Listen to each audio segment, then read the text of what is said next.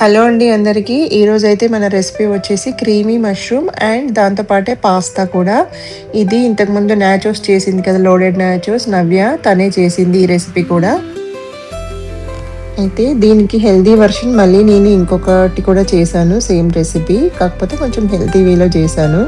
So ఇక్కడైతే ఒక కడాయిలో కొద్దిగా బటర్ వేసుకొని వేడయ్యాక ఒక పచ్చిమిరపకాయ సన్నగా కట్ చేసి వేసుకున్నాము. తర్వాత కొద్దిగా చిల్లీ ఫ్లేక్స్, ఆరిగానో వేసుకున్నాము. పెప్పర్ కూడా వేసుకున్నాము. ఇక్కడ క్లిప్ మిస్ అయింది.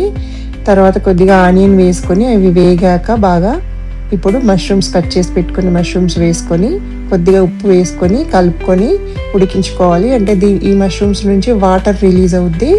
సో ఆ వాటర్ రిలీజ్ అయ్యి మళ్ళీ ఆ వాటర్ అంతా పోయే వరకు ఈ మష్రూమ్స్ని ఉడికించుకోవాలి.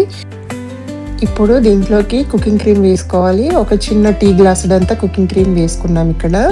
తర్వాత దీంట్లోకి ఒక 1/2 లీటర్ పాలు కూడా పోసేసుకొని ఉడికించుకోవాలి. ఈ పాలు ఇంతే క్వాంటిటీ అని ఏం కాదండి. అంటే మీకు క్రీమీ మష్రూమ్ అనేది ఎంత థిక్నెస్తో కావాలి లేకపోతే లూజ్గా కావాలా అనే దాన్ని బట్టి కూడా వేసుకోవచ్చు. ఇక్కడైతే మేము దాదాపుగా ఒక 1/2 లీటర్ వరకు పాలు కూడా పోసుకొని అంతా ఇలా ఉడికించుకున్నాము. తర్వాత ఇక్కడ కొద్దిగా కార్న్ఫ్లోర్ తీసుకొని వాటర్లో కలిపి అది కూడా వేసుకొని చిక్కబడేంత వరకు ఉడికించుకుంటే క్రీమీ మష్రూమ్ రెడీ అయిపోయింది.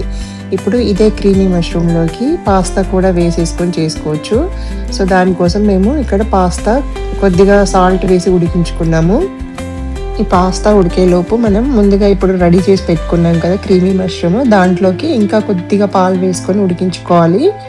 మనం ఇందాక చేసి పెట్టుకున్న క్రీమీ మష్రూమ్ వచ్చేసి రైస్, రోటీలోకి తినడానికి చాలా టేస్టీగా ఉంటుంది. అండ్ ఆ కన్సిస్టెన్సీ అనేది దానికి కరెక్ట్గా ఉంటుంది. ఇప్పుడు మనం పాస్తా కూడా వేసి ఉడికించుకోవాలి కాబట్టి మళ్ళీ కొద్దిగా పాలు పోసుకొని దాంట్లోకి మళ్ళీ chilli flakes, oregano, pepper, salt వేసుకోవాలి. ఇవన్నీ ఒకసారి బాగా కలిసేలాగా కలుపుకొని కొద్దిగా పాస్తా ఉడికించిన నీళ్ళు కూడా వేసుకొని ఉడికించుకోవాలి. ఒక చిన్న గ్లాస్ వేసుకుంటే సరిపోతుంది. ఇప్పుడు మనం ముందుగా ఉడికించి పెట్టుకున్న పాస్తా కూడా వేసుకొని దగ్గర పడేంత వరకు ఉడికించుకోవాలి. ఇందులోకి కావాలంటే చివర్లో కొద్దిగా చీజ్ వేసుకొని చీజ్ కరిగేంత వరకు ఉడికించుకుంటే సరిపోతుంది. సేమ్ ఇదే రెసిపీని నేను ఇంకా హెల్దీ వర్షన్లో కూడా చేశాను. అది కూడా తొందరలో అప్లోడ్ చేస్తాను. Please watch it.